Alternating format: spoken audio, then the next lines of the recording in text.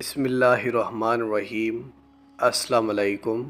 وظائف میڈیا کے پیارے دوستو، میرے پیارے دوستو، میں امید کرتا ہوں کہ آپ سب خیریت سے ہوں گے اور اللہ رب العزت کی رحمتیں برکتیں سمیٹنے میں مشغول ہوں گے۔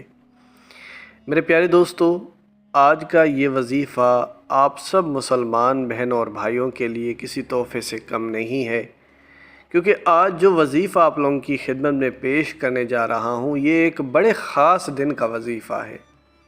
میرے پیارے دوستو، یہ وظیفہ ہے ماہ شعبان کے آخری جمعہ کا۔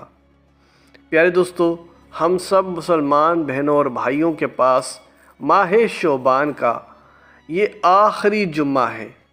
اگر اس آخری جمعہ میں ہم یہ وظیفہ کر کے اور اللہ سے جو بھی چیز مانگیں، انشاءاللہ اللہ رب العزت اس شخص کو اس چیز سے نواز دے گا۔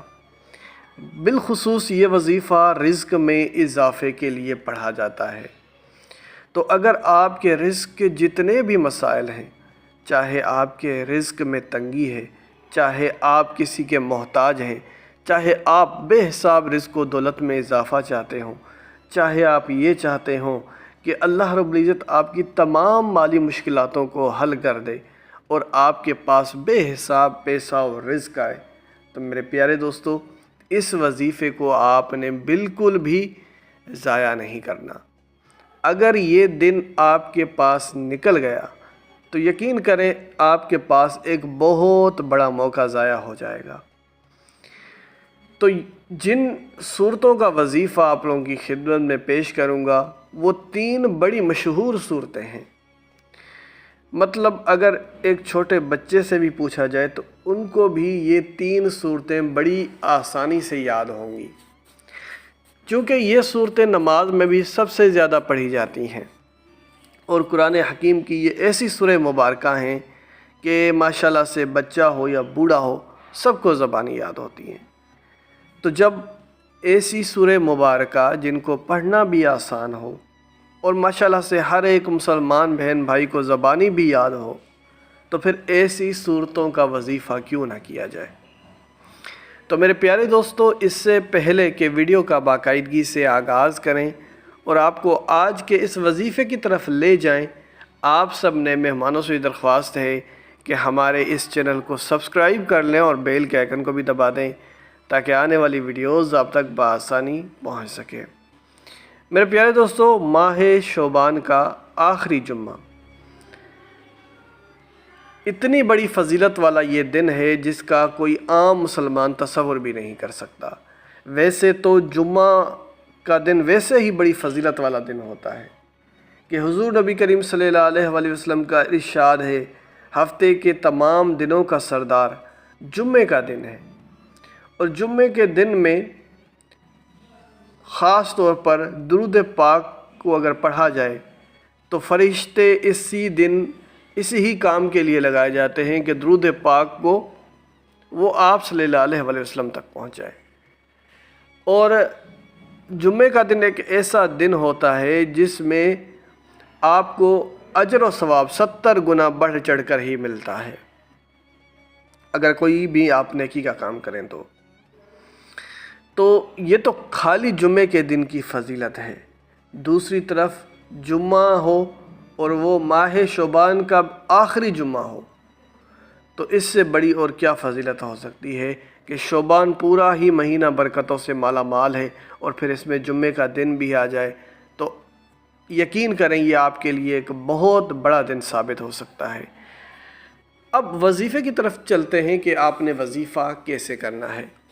3 سورہ مبارکہ، سورہ فاتحہ، سورہ اخلاص اور سورہ کوثر، ماشاءاللہ سے تینوں صورتوں کو آپ زبانی پڑھتے ہوں گے کیونکہ یہ ماشاءاللہ سے ہر ایک مسلمان کو زبانی یاد ہوتی ہے۔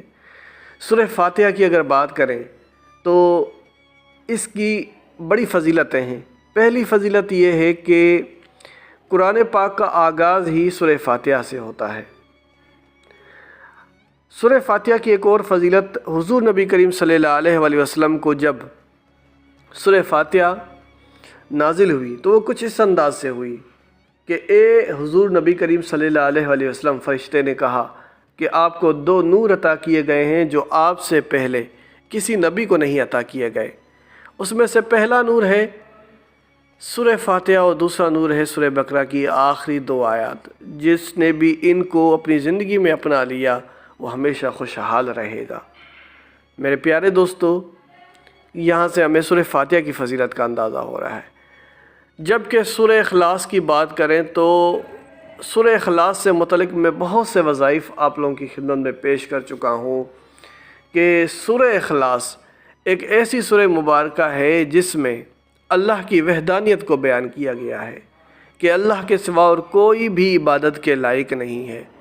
خصوصاً سورہ اخلاص رزق میں اضافے کے لیے پڑھی جاتی ہے کہ اگر کوئی بھی شخص رزق کی تنگی کی وجہ سے پریشان ہے تو وہ سورہ اخلاص کو کثرت سے بیٹھ کے پڑھے۔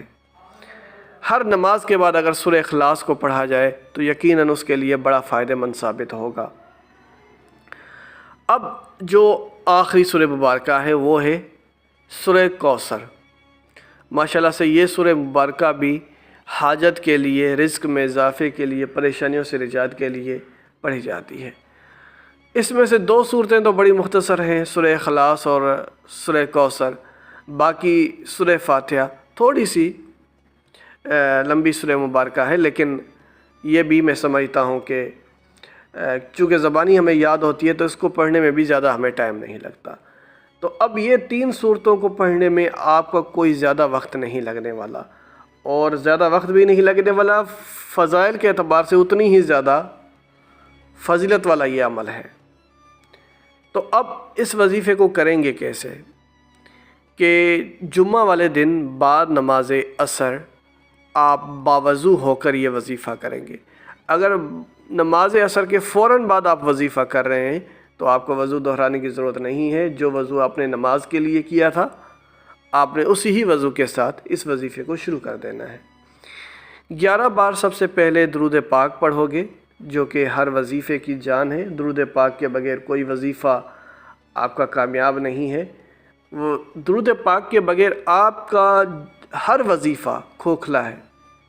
تو اگر آپ یہ چاہتے ہیں کہ آپ کا وظیفہ جاندار ہو تو درود پاک کو بڑے سکون اور اطمینان کے ساتھ پڑھا جائے۔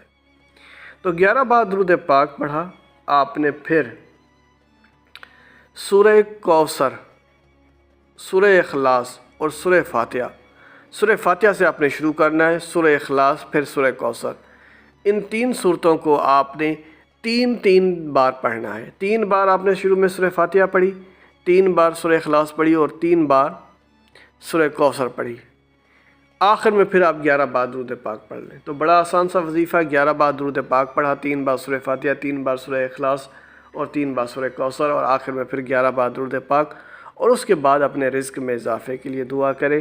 انشاءاللہ اللہ رب العزت آپ کی فریاد کو ضرور سنے گا اور آپ کو یہ وظیفہ مایوس نہیں کرے گا۔ انشاءاللہ بے پناہ رزق و دولت سے نوازے جاؤ گے۔ اسی کے ساتھ اجازت چاہوں گا، اپنا بہت سارا خیال رکھیں۔ اللہ حافظ۔